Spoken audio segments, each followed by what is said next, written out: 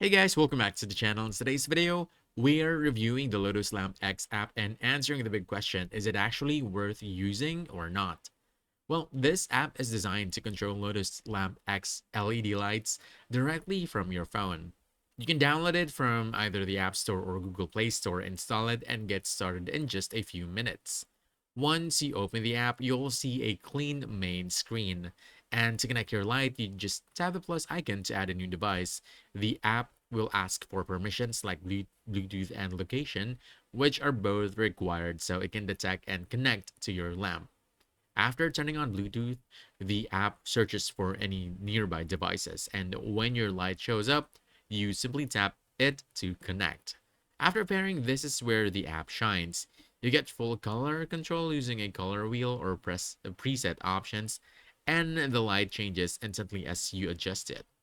It's smooth, responsive, and easy to use, even if you're not very tech savvy.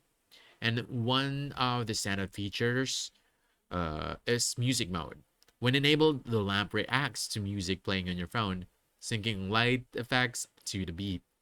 This is great for parties, gaming setups, or just adding some atmosphere to your room, really. So is it worth it?